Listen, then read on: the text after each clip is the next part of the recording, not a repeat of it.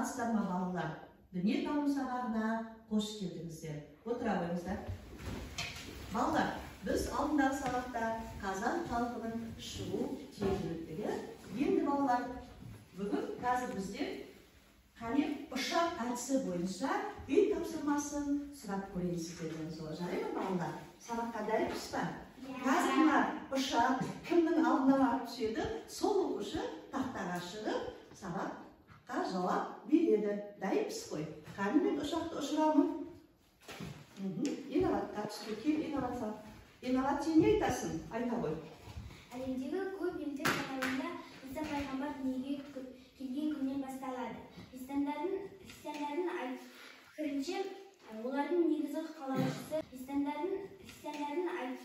пікірінше, олардың негізгі қалаушысы мен ұшағымды лақтырамын.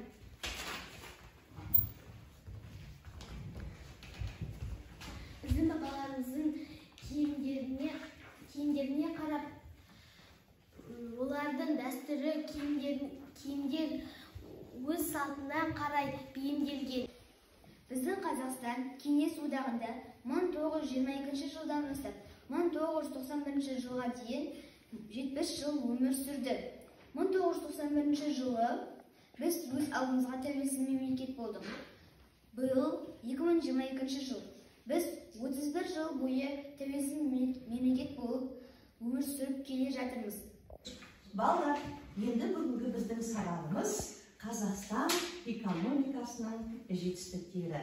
Біз бұл сабақта балалар Қазақстанның 20-шы және 21-ші ғасырдағы Қазақстан аймағында қандай өндіріс кәсіпорындарының салынғанын білеміз. Еліміз үшін тың игерудің қандай маңызды болғанын түсіндіреміз. Қазақстанның картасынан өндірістік кәсіпорындарының орналасқан жерлерін табамыз. Енді балалар тақтаға назар аударыңыздар. Тақтада ребусты. Қане сол ребусты кім ой қозғайды екен? Ой қозғау әдісі бойынша ребусты шешіп беремін дейді. Қане қаламдарында алып, дәптерге тездетіп орындай қойыңыздар. Қандай сөз шығады екен? Қане балалар, ребустың шешуін кім айтам дейді? Үнжу айта ғой. Ребуста экономика деген сөз шығады. Дұрыс. Экономика екен, жақсы, жарайсың. Сонда бүгінгі сабағымыз біздің не туралы болмақ? Экономика туралы болмақ, жақсы. Қисық болып кетті, мен тұра алмайды екенмін сөйлеу үшін.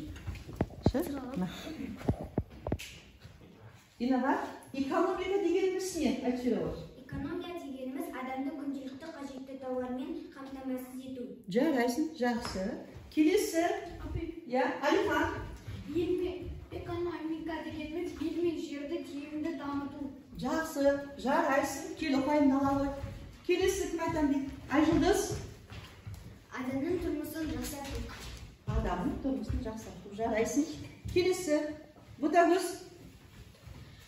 Түрлі тауар өнімдердің орындағы көбейту. Абдулла Қастеевтің Түрксиб. Міне бала темір жол. Бұл Түрксиб Сибір темір жолы Түркістанда салынды. Ол Орта Азия мен Қазақстанды Сібірмен жалғастырады екен балалар. Міне ең алғашқы темір жол салынған. Одан кейін балалар 1954 жылы біздің елімізде бұрын ешқандай тірек түспеген тың жерлерді игере бастады. Бүгінде сол алқаптарда қатты сұрыпты бидай дақылдары өсіріледі. Ол бидайлардан түрлі құрамында ақуызы мен нан тағамдарын пісіреді. Білеміз қой балалар, солай ма? Міне, ол тыңдағы егіс алқабы екен балалар. Қараңыздар, зер салып. Енді одан кейін балалар бізде мынау не балалар? Мұнай кені. Қане, кім оқы жіберем? Мөлдір оқы жіберші, мұнай кені. Мұнай кені 1979 жылы Атырау облысында теңіз мұнай кен орны ашылды. Астанада тұлпар тальго жолаушыларға арналған жүрдек вагондар жасайтын зауыт салынды. Бүгінде бұл зауыт жылына 150 вагон шығарады екен балалар. Болашақта вагондарды көрші елдерге экспортқа шығару жоспарлануда балалар. Міне, автокөлік құрастыратын Азия авто заводы бар екен міне балалар. Балалар, өз аймақтарымызда қандай өндіріс орындары бар? Айжұлдыз? Ақтөбеде жаңа Әлжан Атамекен ұн комбинаты бар. Жақсы. Келесі? Инноват? Ақтөбеде Рахат кондитері бар. Жақсы. Тағы да айтамын дейді. Мөлдір? Ақтөбеде Айс Плюс фабрикасы бар. Балалар, алдарыңызда Қазақстанның, біздің республикамыздың картасы жатыр. Сол картадан сіздер қане Ақтөбе, Алматы, Астана, Талдықорған қалаларын тауып белгілеңіздер. Және ол қалаларда қандай кәсіп орындар бар? Соларды айтасыздар. Қане? Жұптық жұмыстарыңызды кім аяқтады? Балалар, болсаңыздар, енді өзара тексеріңіздер. Бірінші топ, екінші топқа бере қойыңдар, жұмыстарын тексеріңіздер. Енді балалар, жауаптарыңызды тақтадан қарап тексеріп бере қойыңыздар. Қане тақтаға қарай қойыңыздар. Я, бірінші топ, айта қойыңдар. Екінші топ жұмыстары дұрыс. Дұрыс, жақсы. Қалай бағалайсыздар? Балалар, жұптық жұмыстарыңызды болсаңыздар, қане айтай қойыңдар. Айжұлдыз, Бекзат? Талдықорғанда аккумулятор жасайтын завод бар. Жақсы, тағым айтам дейді. Мөлдір?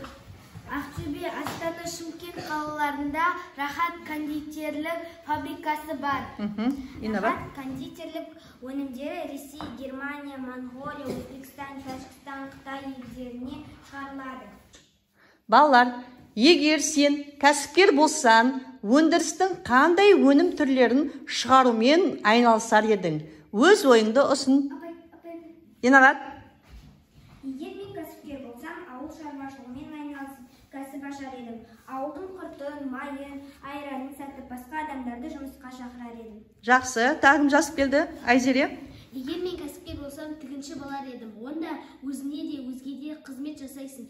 Неше түрлі киімдер тігіп, отбасы көп адамға жәрдем бересің. 20-шы және 21-ші ғасырда біздің еліміздің экономикасында орын алған оқиғалар сенің отбасының өміріне қалай әсер еткенін айтып жібер. Инноват? 1991 жылы Қазақстан тәуелсіз мемлекет болды. Елімізде машиналар мен құрылыс материалдарын шығаратын зауыттар ашылды. Бұрын Қазақстанда шығарылмаған өнімдердің 500 жаңа түрі игерілді. Жақсы балалар, енді қараңыздар. Мынау қай жерде ойлайсыздар балалар? Қай мұнай біздің? Қане қараймыз. Мынау біздің қасымызда не бар балалар?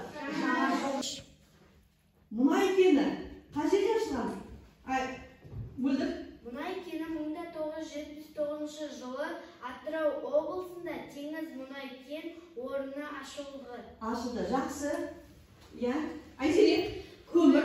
Көмір кені 1930 жылдан бастап Қазақстанда жер астынан көмір қазып ала бастады. Жақсы. Алихан? Электростанция 1961 жылы, 1965 жылдары Қарағандыда, Петропавл, Алматы қалаларында электр станциялар салынды. Балалар, біз топқа бөліндік. Енді сіздерге мен топтық жұмыс беремін. Менің қолымда осы Қазақстанда өндірілетін кондитерлік фабрикалардың қай қалада орналасқанын тарихшыларына жазып бере қойыңыздар. Тарихи тездетеміз.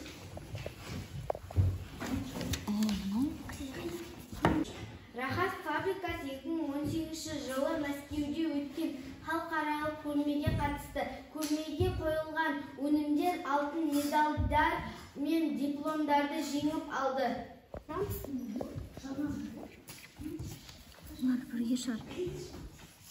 20 ғасырда біздің елімізде заводтар, фабрикалар, темір жолдар салынды, шахталар мен кен орындары ашылды. Сол вақыттарда еліміздің экономикасын халық ақыны Жамбыл Жабаев өз өлең жолдарында қалай сипаттаған? Кім оқып жіберем дейді? Інжу? Төрт кіргізді далама, шексіз мақта көбегін, алтын күміс қорғасын, мұнай көмір жезбеміз, жылдан жылға көбейіп, кеңейіп келеді көлемі.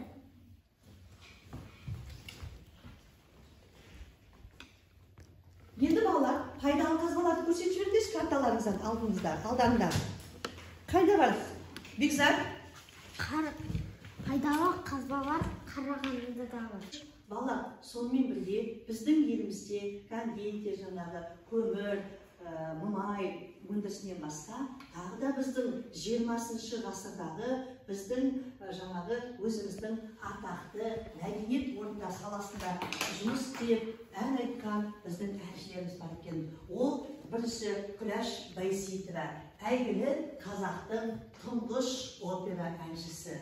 Одан кейінгі мына жерде Әбілхан Хастиев, алғашқы қазақ суретшісі. Және Әлібек Қашаубай, Қазақстан ұлттық театр өнерінің негізін салушылардың бірі екен. Мынау кім сонда бала? Димаш Құдайберген. Димаш Құдайберген ұлы Қытай елін өзінің даусымен бағындырды. Қазақстанды әлемге танытқан әнші. Сен білесің бе?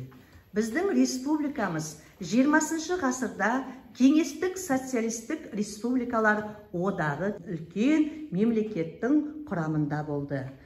Социалистік республикалар одағында құрамында 15 республика болды. Ресей, Қазақстан, Беларусь, Украина, Өзбекстан, тағы басқа елдер болды.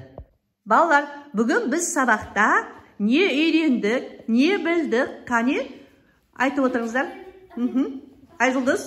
Бүгін мен Талдықорғанда аккумулятор жасайтын завод бар екенін білдім.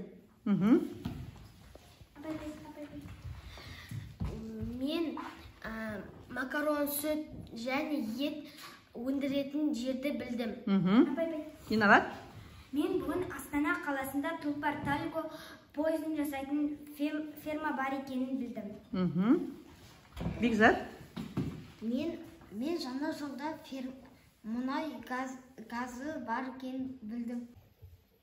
Мен бүгін көптеген мәліметтер алдым. Мен өскенде конфет шығарамын, менің қолымнан келеді. Қазақстанның экономикадағы жетістіктерін білдім. Маған барлығы түсінікті болды.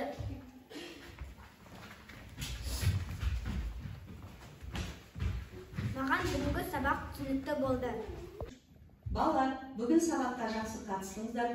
Балалар, үйге тапсырма, Қазақстанның экономикалық жетістіктері туралы оқып, түсініктеріңізді айтасыздар және интернет ақпарат жинап келіңіздер. Жақсы, сау болыңыздар. Сау болыңыз.